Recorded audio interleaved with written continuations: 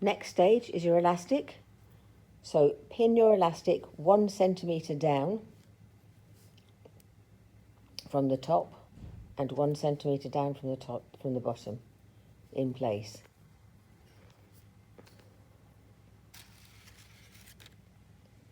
Just ensure your elastic does not twist and lays flat.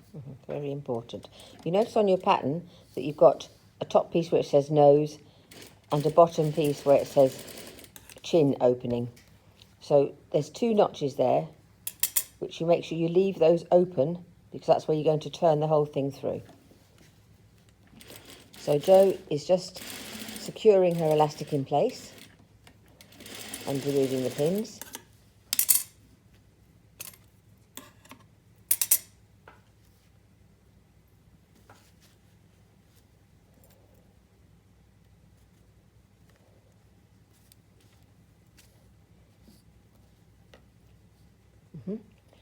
So you make sure you've got your pieces matching.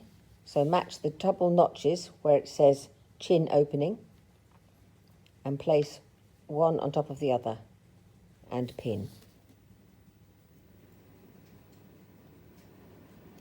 At this point you must make sure that your elastic is safely tucked away in the middle of your mask so you're not catching it in any other stitches on the way you want it to be caught.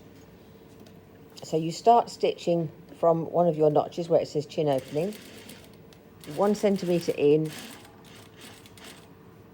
carefully when you get to the corner because of the elastic, lift up and turn, stitch down to the next corner,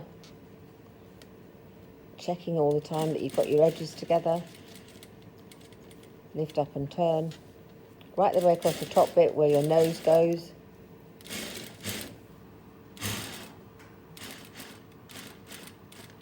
Feel for your elastic.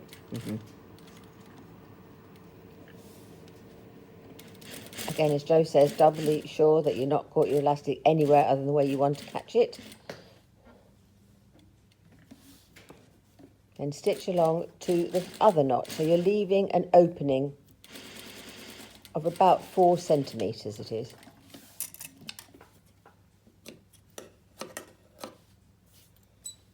So trim away the corners. To reduce the bulk. Don't be concerned if you drop a bit of the elastic because they are in the corners.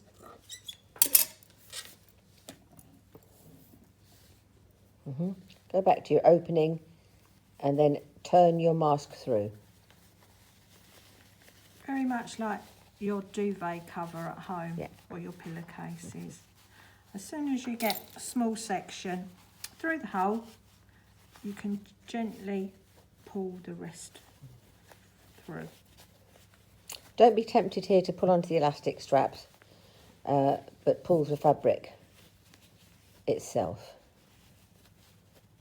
And just keep easing and teasing it until you get the whole thing turned right the way through.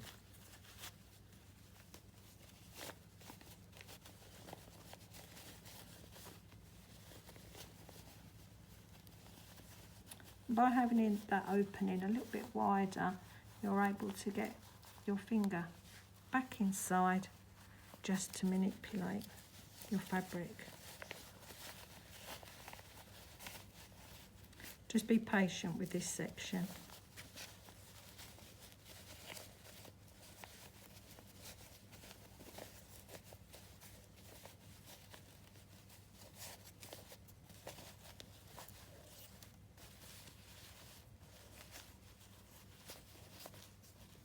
So turn your pleats in, your inverted pleats, and then we're going to stitch over the gap, the opening, the way you turned it through.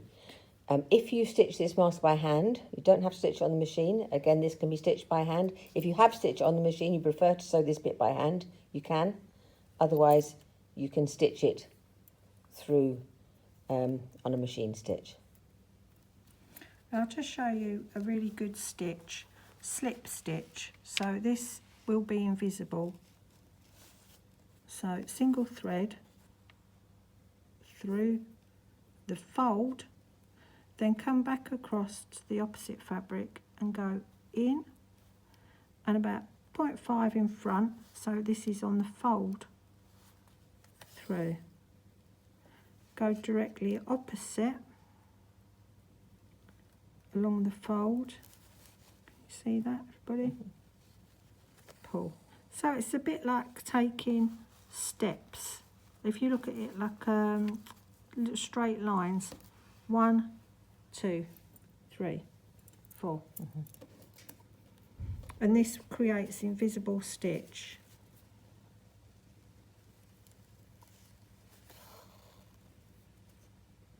I'm doing them quite loosely, and then when I get to the end,